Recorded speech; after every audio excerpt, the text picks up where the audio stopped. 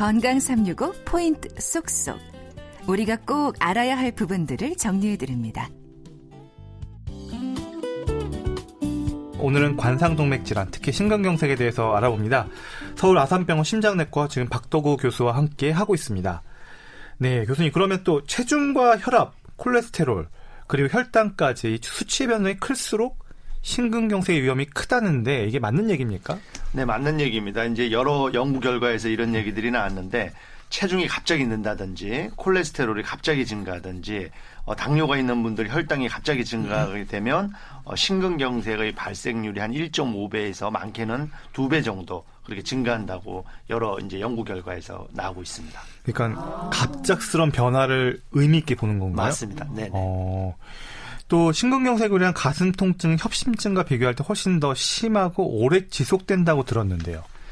심근경색은 아주 좀 다른 그런 특징이 있습니다. 협심증 같은 경우는 이제 움직이거나 갑자기 계단을 올라갈 때 뻐근한 증상인데 심근경색은 통증이 갑자기 시작돼서 보통 막 30분, 20분 대부분 환자분들이 정말 죽을 것 같은 통증, 이 가슴이 막 벌어지는 통증, 이게 너무 아파서 이러다 정말 죽겠구나 그럴 정도로 아주 극심한 통증을 느끼게 됩니다. 그러면 궁금한 게요. 이 죽을 것 같은 통증의 시간을 견디면 어느 순간에 통증이 사라지는지도 궁금하고요. 이제 사실은 그 정도면은 보통 병원으로 오게 되죠. 너무 아파서 오기 때문에 이제 근데 그렇게 해서 이거 견뎌서 이제 좋아지는 분들도 있으신데 좋아지는 게 아니라 그분들은 심근경색이 운 좋게 지나가게 되는 거죠. 그래서 나중에 외래에서 오거나 입원을 하게 되면 그 심근경색을 크게 맞은 흔적이 그대로 있게 되는 겁니다. 어떻게 보면 운이 좋은 거죠. 그런 분들은. 그러면 이런 심근경색이라는 통증이 왔을 때는 이 통증 완화하기 위해서 환자가 할 수 있는 방법은 없는 건가요?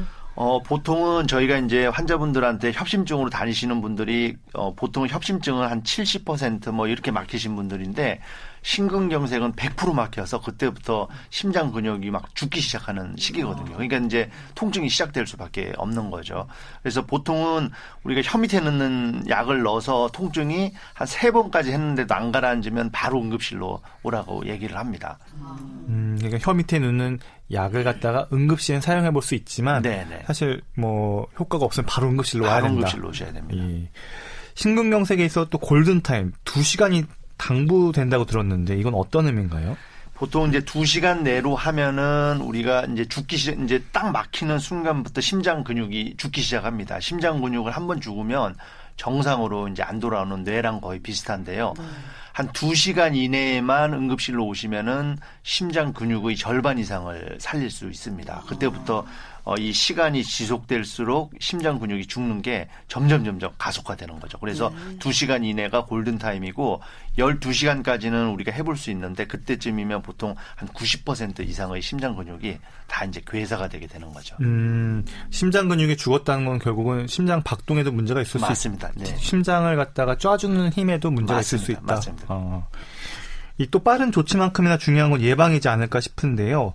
심근경색은 예방이 가능합니까? 심근경색은 예방이 가능합니다. 우리가 이제 특히나 젊은 분들 심근경색은 대부분의 원인이 흡연이기 때문에 담배를 반드시 끊으셔야 되고요. 그다음에 심근경색이 많이 생기는 분들이 기존에 이제 그 위험인자, 당뇨, 혈압, 고지혈증, 가족력, 비만 이런 것들이 있는 분들이 훨씬 더 많이 생깁니다. 그래서 그런 것들을 관리를 잘하게 되면은 심근경색이 발생하거나 한번 발생했어도 또 재발할 위험성을 아주 많이 줄일 수 있는 거죠.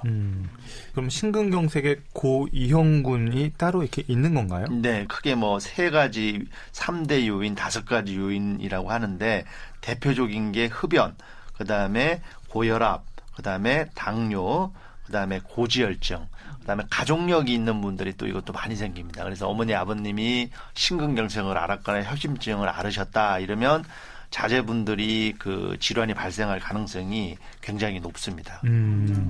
그럼 이런 고위험군에 있어서 또 대기오염 얘기하잖아요. 자동차 매연이나 이런 여러 가지 이런 환경들이 또 심근경색 사망률을 더 높일 수가 있나요? 맞습니다. 최근에 이제 이게 자동차 매연이라든지 미세먼지 이런 것들이 이슈가 되면서 이거에 관련해서 미국뿐만 아니라 전 세계적으로 큰 연구들이 몇 개 있었습니다. 그래서 그런 연구들을 대규모로 분석을 해보니까 이 미세먼지나 매연 같은 것들이 심해질수록 심근경색 사망률이나 발생률을 한 20에서 많게는 한 40%까지 올리는 그런 보고들이 최근에 많이 나오고 있습니다.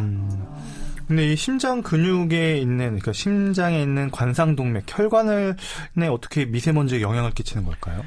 이제 그게 이제 혈관 내로 막 들어가거나 그러진 않는데요. 이제 그런 것들이 쌓일수록 우리 몸에 쉽게 이제 노폐물이 쌓이는 거죠. 그렇기 때문에 여러 가지 우리 몸에서 밸런스가 깨지게 되고 그런 이제 우리 몸에 축적이 되는 미세먼지들이 동맥경화를 더 악화시키는 그런 어떤 트리거 포인트로 작용을 해서 이런 동맥경화증이라든지 심근경색의 발생률이 이제 올라가게 됩니다.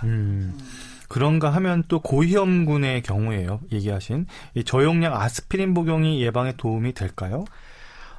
그래서 이제 고위험군 이게 아직도 논란이 되는 부분이 많습니다. 그래서 벌써 한 20년, 30년 전부터 이거에 있어서 많은 연구가 있었는데 한번 심근경색을 앓거나 협심증이 있는 분들은 우리가 2차 예방이라고 하는데 아스피린을 반드시 써야 되는데 그냥 고위험군 고령이라든지 당뇨나 고혈압만 있는 분들이 아스피린이 효과가 될까? 이거에 대해서는 아직도 많은 논란이 있습니다. 연구도 많은데 최근에 나온 여러 연구들은 또 이 전혀 효과가 없다. 이렇게 출혈만 증가하고 효과가 없다. 이렇게 나오는 연구가 많아서 이 1차 예방 어떤 이벤트가 없었던 분한테 아스피린을 쓰는 거는 아직도 논란의 여지가 많습니다. 그러니까 확실하게 협심증이나 아니면 그 심근경색을 앓았던 분에게 이 저용량 아스피린을 쓰는 건 분명히 확립돼 있고 맞습니다. 분명히 근거가 있는 얘기지만 네네.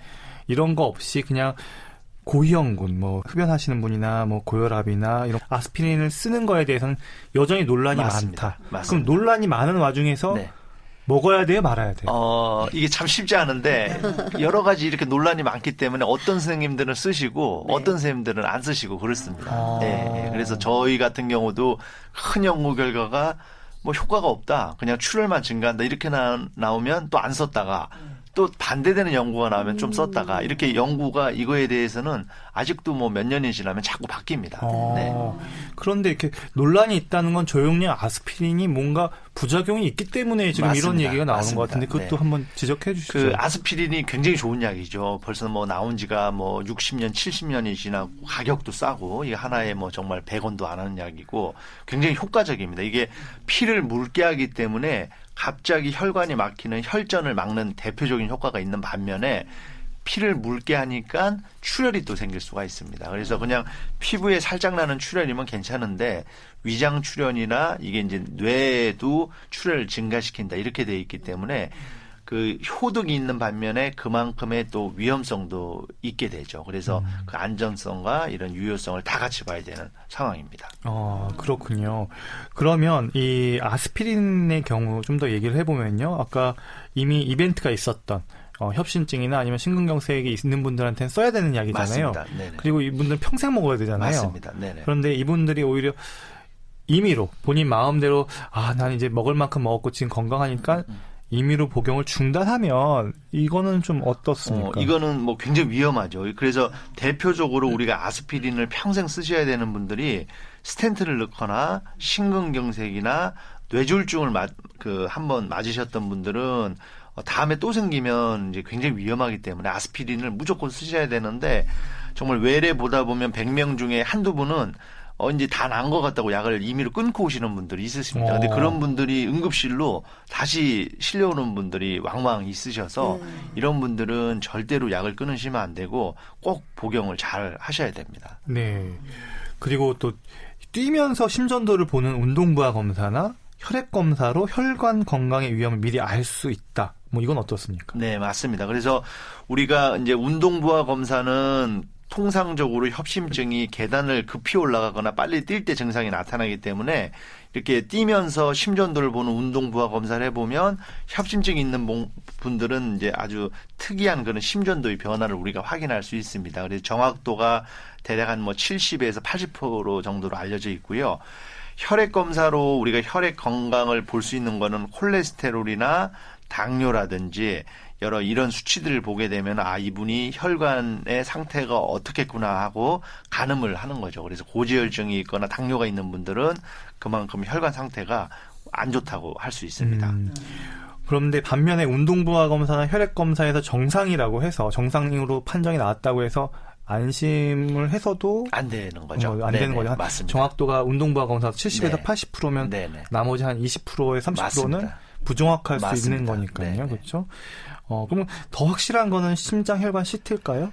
이제 100% 확실한 거는 조영술인데 직접 혈관을 혈관을 뚫어서 거예요? 보는. 근데 그건 너무 이제 위험한 그런 거. 분들이 증상이 애매한 분들을 다 그렇게 할 수는 없기 때문에 우리가 바늘로 찌르지 않고 하게 되는 검사들 이렇게 운동부하 검사나 핵의학 촬영이나 CT 검사 이런 거를 이제 순차적으로 하게 됩니다. 그리고 이 고혈압 결국은 이제 보면은요, 심장에 대해서는 고혈압이나 당뇨, 비만과 같은 이런 위험 인자들을 잘 관리하고 혈관을 보호할 수 있는 어떤 자구책, 노력이 중요하다는 생각을 다시 한번 하게 됩니다. 예. 건강365 포인트 쏙쏙이었습니다.